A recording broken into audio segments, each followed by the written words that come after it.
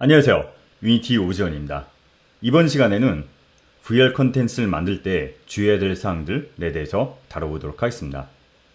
유니티로 정말 수많은 게임 아니면 시뮬레이션 등등 많은 VR 컨텐츠들이 유니티로 만들어지고 개발되고 서비스가 되고 있습니다. 특히 최근에는 메타버스가 좀 키워드로 떠오르면서 유니티로 VR 컨텐츠를 제작하는 방식에 대해서 많이 관심들을 갖고 계시는 것 같아요. 그것도 그럴 것이 유니티는 수많은 플랫폼들을 지원하고 당연히 VR 플랫폼들도 모두 지원을 합니다. 오큘러스, 바이브, 윈도우 MR 뿐만 아니고 플스 VR 등등 모든 메이저 VR 플랫폼들은 다 지원한다고 보시면 될 것 같아요. 뿐만 아니라 다양한 데모, 다양한 샘플 프로젝트 이런 것들을 통해서 여러분들이 쉽게 VR 컨텐츠에 접근하실 수 있도록 VR 컨텐츠를 제작을 시작하실 수 있도록 도와드리고 있습니다.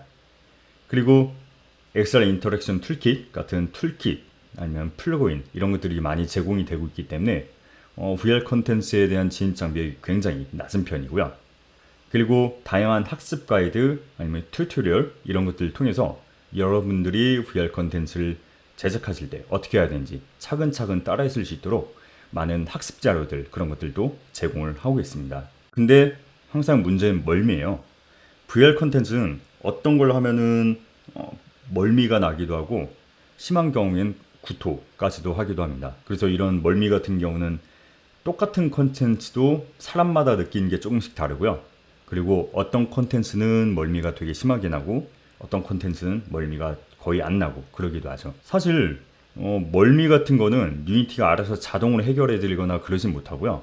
VR로 컨텐츠를 개발하시는 여러분들이 직접 이 멀미에 대해서 신경 쓰고 주의하고 개발을 하셔야 됩니다. 그래서 이번 영상에서는 이 멀미가 원인이 뭔지 그리고 이 멀미를 피하기 위해서는 어떤 것들을 신경 써야 되는지 그런 것들을 전반적으로 다루고자 합니다. 그러면 이 VR 컨텐츠에서 멀미를 느끼는 원인에 대해서 좀 이해를 먼저 해봐야 될 텐데요. 그동안 우리가 학교에서 배운 멀미는 뇌의 과잉 자극설이라고 합니다. 그러니까 막 이렇게 회전하거나 막 빨리 움직이거나 하면은 이 귀 안쪽에 있는 달팽이관 이게 자극이 돼서 멀미를 느낀다 하는 게 뇌의 과잉 자극설이고 이게 그동안 우리가 학교에서 배웠던 그 멀미에 대한 원인이죠. 근데 우리가 VR 컨텐츠를 할 때는 내가 빨리 회전하거나 그런 거 아닌데도 멀미를 느끼게 되죠. 이거는 VR에서의 멀미는 감각 불일치설로 설명이 됩니다. 그러니까 우리 몸은 항상 많은 경로를 통해서 감각을 받아들여요. 그래서 대표적으로 시각을 통해서 정보를 받아들이고 그리고 중력이라든가 아니면 바람이라든가 그런 여러 가지 요소들을 통해서 또 많은 움직임에 대한 감각을 받아들이게 되죠. 근데 VR 하게 되면은 예를 들어서 여기 사람이 있습니다. 사람이에요. 사람 있고 여기 HMD를 끼고 있어요. 요 HMD를 끼고 있어요. 그래서 이 눈을 통해서 이 HMD를 통해서 내가 어디 빨리 가고 있어. 빨리 가고 있는데 몸은 그냥 움직이질 않아요. 그렇게 되면 이 눈에서 받아들이는 정보랑 이 몸 중력이라든가 여러 몸으로 느끼는 감각하고 이게 일치가 되지 않는 거예요. 그렇게 되면 뇌에서 이걸 좀 혼란스러워하면서 멀미를 느끼게 됩니다. 그걸 감각불일치설로 설명이 되고 VR뿐만 아니고 저 같은 경우는 그냥 PC로 꼭 VR이 아니더라도 FPS 게임을 하면은 좀 멀미를 하거든요. 그래서 이게 사람마다 멀미를 느끼는 강도가 조금씩 다른데 게임이나 VR을 통해서 이 멀미를 느낄 때 이 감각불일치설로 설명이 됩니다. 그래서 이 감각불일치가 일어나지 않도록 VR 컨텐츠를 제작한 게 관건이라고 보시면 될 것 같아요. 그래서 우리가 VR 체험장 그런 데 가보면은 어트랙션들이 있잖아요. 그래서 이 HMD를 끼고 어떤 롤러코스터라든가 그런 걸 탈 때 막 기계도 같이 움직이는 거예요. 이게 실제감을 주는 효과도 있지만 그만큼 이 감각과 이 시각을 일치시켜서 멀미를 덜 일으키게 하는 그런 요인이 되기도 합니다. 그래서 요즘 VR 컨텐츠들 보면은 요 조이스틱을 움직이면은 이 조이스틱 움직임에 따라서 싹 이동을 하는 게 아니고 텔레포트를 합니다. 그러니까 여기 있다가 갑자기 뿅 하고 이동을 텔레포트로 방식을 해요. 그러니까 이 조이스틱을 이렇게 움직여서 움직이게 되면은 내 몸은 가만히 있는데 요 HMD에선 움직이는 것처럼 나오잖아요. 그러면은 멀미를 느끼게 돼요. 그래서 요즘에는 최근엔 VR 컨텐츠들이 대부분 이동 방식이 이 조이스틱으로 눌러서 앞, 뒤, 좌우 막 이런 식으로 움직이는 게 아니고 텔레포트로 그래서 갑자기 뿅 이런 식으로 텔레포트로 이동을 합니다. 그렇게 되면 멀미를 느끼지 않게 되죠. 그래서 마찬가지 이유로 시네머신을 쓰시면 안 돼요. VR에선.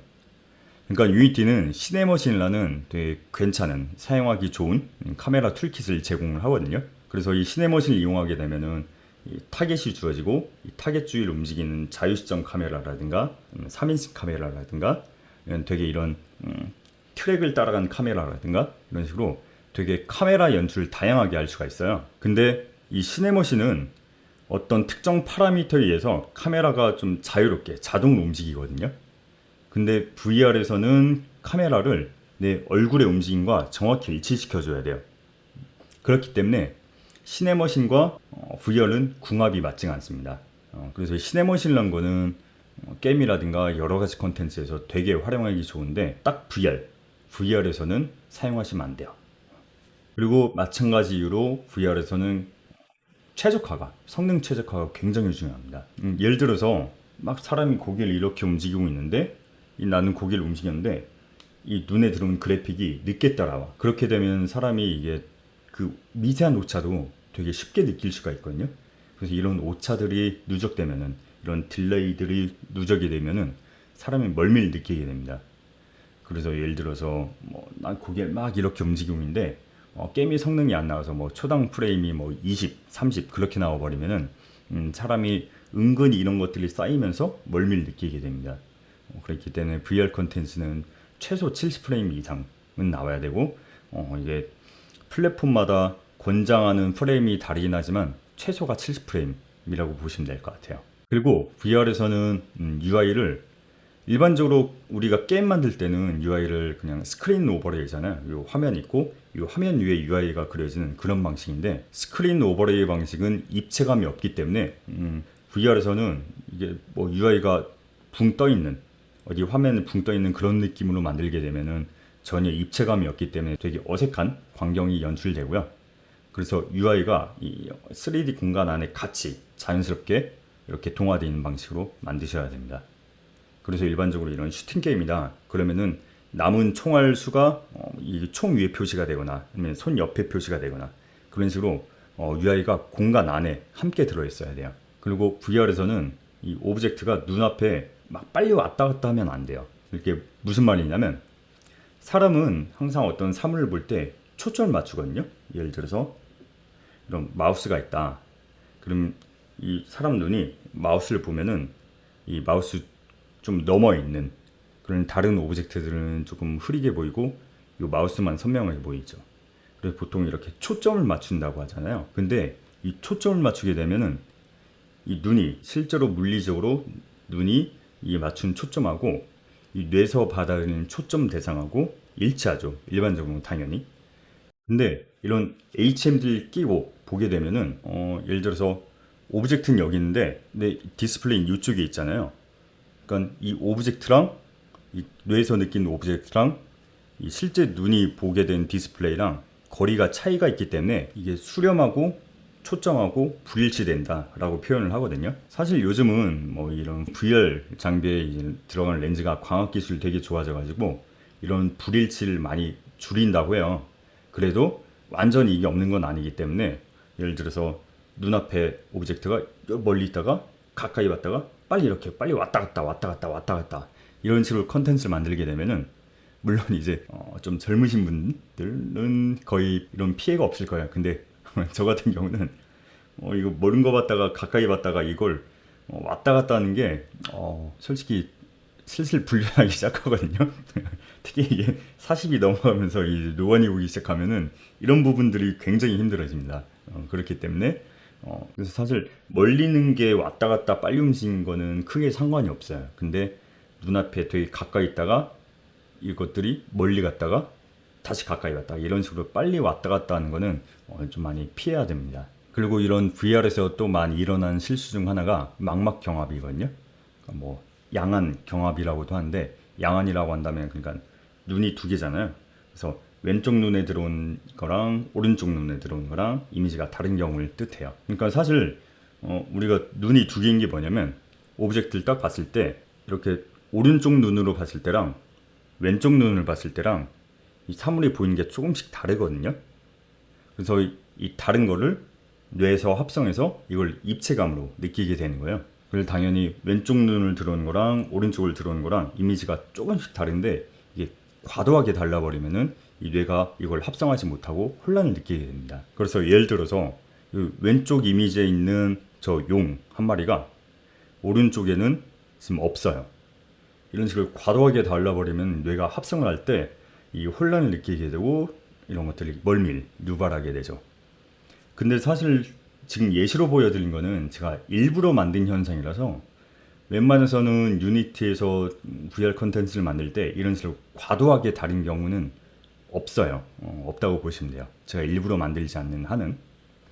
근데 흔하게 하는 실수가 바로 이 스페큘러입니다. 그러니까 이 스페큘러 같은 경우는 조금 일부러 실제보다 세게 매긴 경우가 많거든요. 그러니까 스페큘러를 좀 세게 매이고 블룸 같은 걸 걸어버리면은 쨍하고 그런 느낌이 되게 뭔가 쨍하면은 그래픽이 좋아 보여요. 그래서 스페큘러를 일부러 세게 매긴 경우가 많습니다.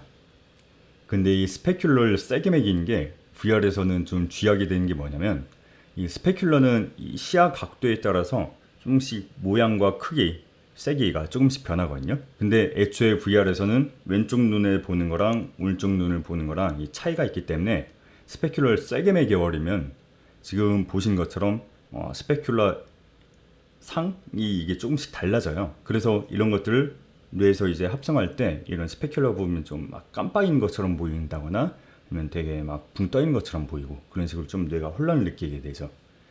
그렇기 때문에 VR 컨텐츠에서는 스페큘러를 되게 세게 매기면 안 돼요.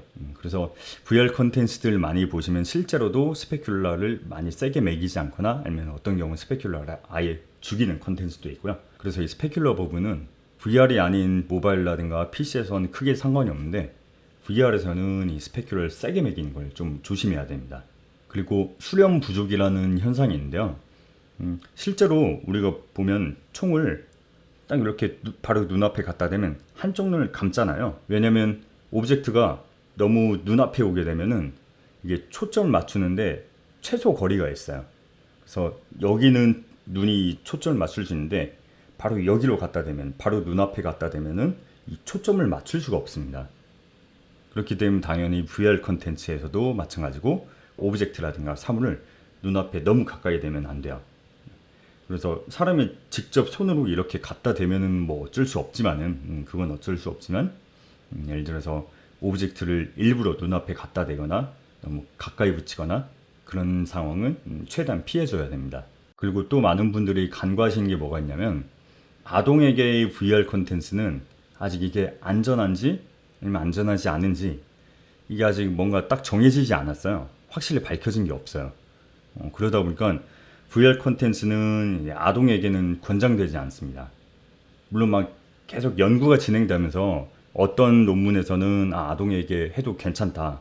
또 어떤 논문에서는 아직 아동에게 하면 위험하다라는 게 아직 설왕설래가 있거든요.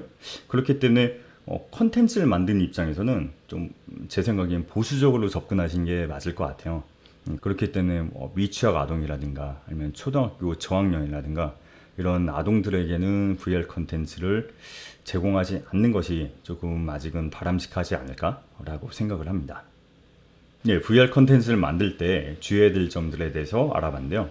성능, 멀미 이런 신경 써야 될 부분들이 많긴 하지만 그래도 VR만이 가진 장점들이 엄청나거든요. 이런 높은 몰입감 그리고 자유로운 인터랙션 이런 VR만이 가진 다른 플랫폼에서 줄 수 없는 이점들이 굉장히 많기 때문에 앞으로도 유니티를 통해서 수많은 좋은 VR 컨텐츠를 함께 만드실 바랍니다. 그럼 구독과 좋아요 잊지 마세요. 감사합니다.